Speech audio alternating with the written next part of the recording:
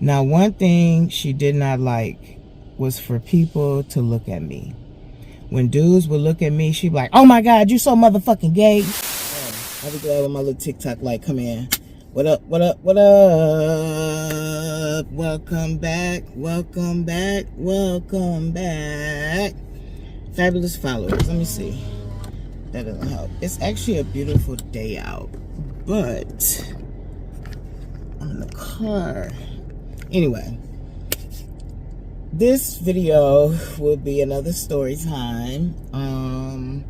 This time I'm going to tell you guys about something that I mentioned in the book, but I didn't really expand on it, kind of like the first story time. So now I'm going to tell you how a young lady I was dating got us put out of church.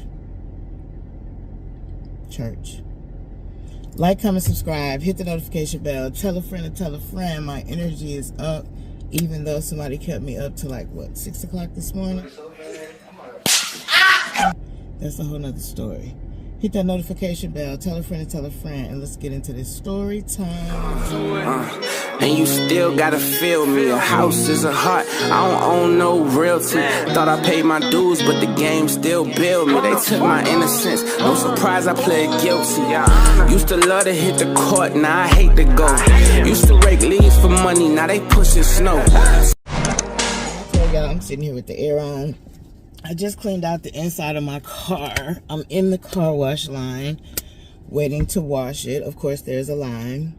And I decided go ahead and start the story time since there's not a lot else I can do until after I wash the car. So, like I said, this story time is about a young lady that I was dating.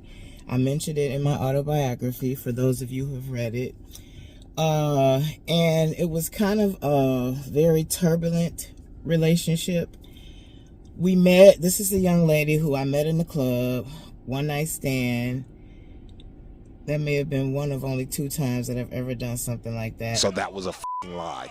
Her and I had locked eyes in the club. I was intoxicated, she was intoxicated, and we both danced, and we both danced very good. And so I'm pretty sure what attracted her to me was my dancing. So her cousins, like I mentioned, kept on trying to tell her that I was a girl because they assumed she didn't know. But I know that she knew all along, and I don't even think I was the first girl that she was with. One moment. A few moments later. All right, where was I? So anyway, we met at the club. I went to her house for a one night stand. At the time, I was living with my best friend who we were trying to date at the time. That didn't work out at all. So when me and the chick from the club started talking, I knew I was going to have to leave my best friend's house. So what did I do? Of course, move in with her. I hated it. My son hated it. It was a bad decision from the beginning. So as we started our relationship, I think I was like 23, 24 maybe, and she was just turning 21. And we was wild, you know what I'm saying? We was wild in general, and we was wild about each other. She was sprung, I was sprung. It was toxic.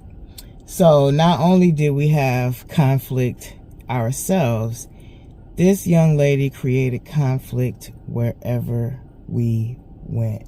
She was such an angry, pop-off Gemini. And she was so beautiful. Everybody wanted her. All the dudes wanted her. A couple of them had her while she was with me.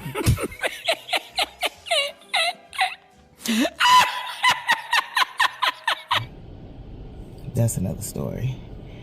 So we got kicked out of the beauty supply store because she cursed them out. Probably was trying to get a refund for something. They already say no refunds. We got kicked out of the club. Actually ended up having to call my stepdad up there because the dude that was like snapping on her, she was snapping on him. Then she looking for me to come to her rescue. This was a big dude, so I had to call my stepdad. He came up, basically shut the whole street down, cars lined up in the middle of the street, and got me up out that jam. But the worst And I think the most embarrassing ever was the time we got kicked out of church. Come on now, dog. Come on, man. Now, one thing she did not like was for people to look at me. When dudes would look at me, she'd be like, oh my God, you so motherfucking gay. You know, she was just always real ready to go. And I hope I don't have to record this whole video over because of the lighting, y'all. Anyway, so we went to church, right? What I can't remember is if we had the boys or not. I hope not. But there's a possibility we did. I don't know. So we at church, and she feels like somebody in the church is looking at me. Now, what I later found out about this church is she had already lied on 2 deacons in the church, faked pregnant so that they would give her money. And so some of these females looking was probably the deacons' wives checking her. But she tried to flip that and say they was looking at me. Do y'all know that in the middle of praise and worship, this girl asked the lady across the pews, what the fuck you looking at?